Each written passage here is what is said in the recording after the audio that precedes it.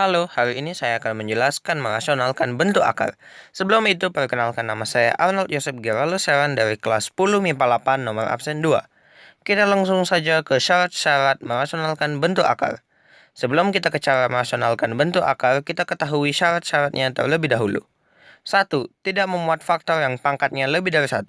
Contohnya, akar A. A lebih besar dari 0 itu bentuk sederhana.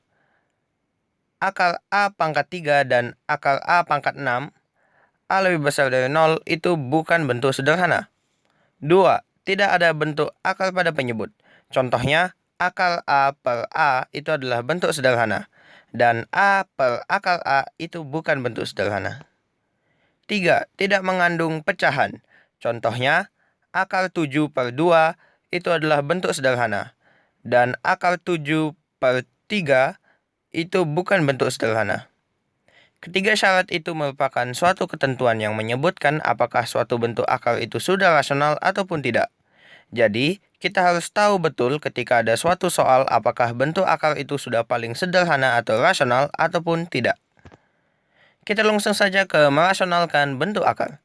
Merasionalkan bentuk akar pada dasarnya merupakan merasionalkan bentuk penyebut pecahan dengan mengubahnya menjadi bentuk bilangan yang rasional. Cara merasionalkan setiap penyebut pecahan bentuk akar itu berbeda-beda. Ada yang dengan cara mengalihkan penyebut-penyebut tersebut dengan pasangan bentuk akar sekawannya, sehingga diperoleh penyebut bilangan rasional. Berikut merupakan cara merasionalkan penyebut suatu pecahan bentuk akar. Yang pertama, merasionalkan penyebut bentuk A per akar B, yaitu dengan mengalihkan akar B per akar B, sehingga A per akar B sama dengan A per akar B kali akar B per akar B. Contohnya, 8 per akar 2 sama dengan 8 per akar 2 kali akar 2 per akar 2 sama dengan 8 dalam kurung akar 2 per 2 sama dengan 4 akar 2. Kita langsung yang kedua, merasionalkan penyebut bentuk C per A tambah akar B, yaitu dengan mengalihkan A kurang akar B per A kurang akar B, sehingga C per A tambah akar B sama dengan C per A tambah akar B, kali A kurang akar B per A kurang akar B. Contohnya, sama dengan 4 dalam kurung 3 kurang akar 5 per 9 kurang 5, sama dengan 4 dalam kurung 3 kurang akar 5 per 4, sama dengan 3 kurang akar 5. Yang ketiga, merasionalkan penyebut bentuk C per A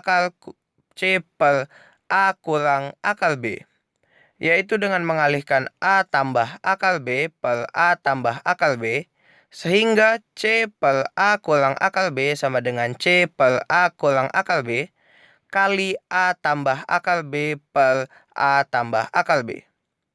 Contohnya, 3 dalam kurung 3 tambah akar 3 per 9 kurang 3, sama dengan 3 dalam kurung 3 tambah akar 3 per 6, sama dengan 1 per 2 dalam kurung 3 tambah akar 3.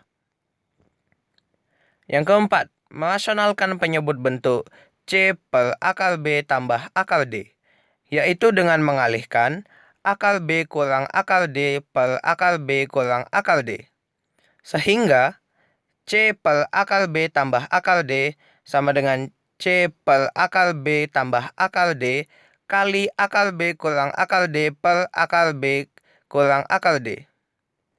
Contohnya, sama dengan 4 dalam kurung akar 11 kurang akar 3 per 11 kurang 3 sama dengan 4 dalam kurung akar 11 kurang akar 3 per 8 sama dengan 1 per 2 dalam kurung akar 11 kurang akar 3.